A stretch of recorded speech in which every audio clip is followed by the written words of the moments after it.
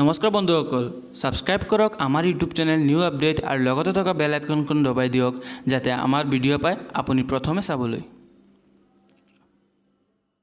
নমস্কাৰ, prime time বাতৰিৰ পৰৱৰ্তী অংশলৈ স্বাগতম জনাইছো।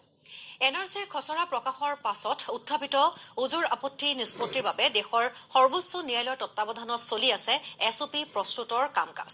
সমান্তৰালভাৱে এনআৰচিৰ খচৰাত দেশী বিদেশীৰ নাম অন্তৰ্ভুক্তি হোৱা নোহোৱাক লৈ ৰাজনৈতিক দলসমূহৰ মাজত চলিছে বোকা ছটিওৱাৰ ৰাজনীতি।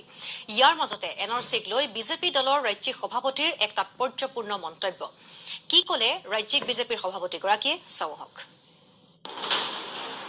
সময়মতে প্ৰকাশ নাপাব এনআৰচি, ভৱিষ্যতবাণী বিজেপিৰ ৰাজ্যিক সভাপতিৰ। অতি শীঘ্ৰে যে এনআৰচিৰ কিবা চূড়ান্ত তালিকা প্ৰকাশ পাব সেইটো মই ভবা নাই। ব্যাখ্যা কৰিছে কাৰণো। এইকাৰণে ভবা নাই যিহেতু এতিয়ালৈ ভোটাৰৰ সমস্যাৰ ক্ষেত্ৰতে হিয়াৰিং লৈ পেলাই ট্ৰিবিউনেলে কাম সমাপন কৰিব পৰা নাই। ট্ৰিবিউনেলে যিহেতু কেইবা বছৰ হ'লে আগতে 25খন আছিল, ট্ৰিবিউনেলে 100খন কৰিলে, তাৰপিছতো ভোটাৰৰ সমস্যা সমাধান হোৱা নাই। এইটোৱে এটা কথা সূচাইছে যে অতি শীঘ্ৰে যে এইবোৰ যে নিষ্পত্তি কৰিব নোৱাৰিব, এইটো এটা ইংগিত গ্ৰহণ কৰিছে।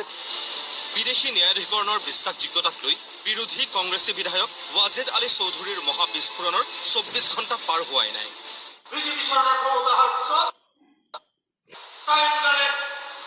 মুখ্যমন্ত্ৰী ট্ৰাইব্যুনেলৰ জাজবিলাকক মাতি আনি নিৰ্দেশ দিয়াৰ পিছত আগত আমাৰ 99% ভাৰতীয় হিচাপে স্বীকৃতি পাইছিল। এতিয়া বিজেপি গভৰ্ণমেণ্ট অহাৰ পিছত 99% বিদেশী হিচাপে স্বীকৃতি পাইছে।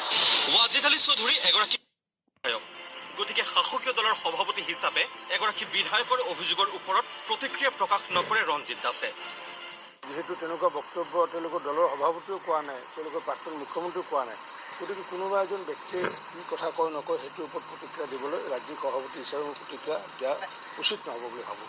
কিন্তু সেয়ে হ'লেও বিদেশী ন্যায়াধিকৰণে বিদেশী সমস্যা সমাধান কৰিব নোৱাৰা বুলি কৈ এনআৰচি সন্দৰ্ভত ভৱিষ্যতবাণী ৰঞ্জিত দাসৰ।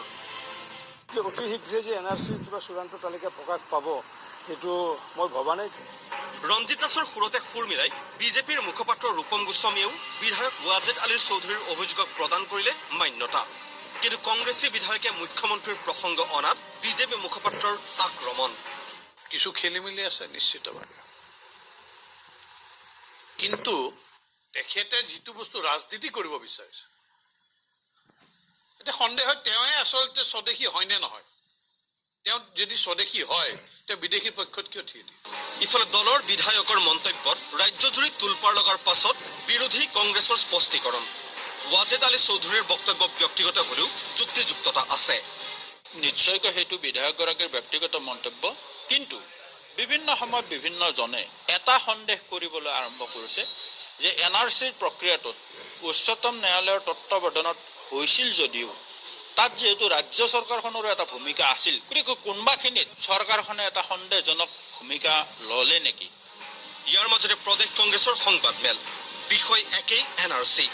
বিজেপিয়ে এনআৰচিৰ খচৰাক লৈ নিকৃষ্ট ৰাজনীতি কৰাৰ অভিযোগ কংগ্ৰেছৰ। কংগ্ৰেছৰ টাৰ্গেট বাঙালী হিন্দু, গোৰ্খা আৰু অসমত থকা হিন্দীভাষী লোক। বিদেশী হিন্দুৰ হৈ হৈচৈ লগোৱা বিজেপিয়ে কিয় এওঁলোকৰ হৈ মাত মতা নাই বুলি প্ৰশ্ন আনিছে কংগ্ৰেছে। বিদেশী নাগৰিকৰ অৱস্থিতিৰ উমান দিবলৈ গৈ নিশাৰ ভিতৰতে বহু ভাৰতীয়ৰ নাম বাদ পৰাৰ কাৰণ কি?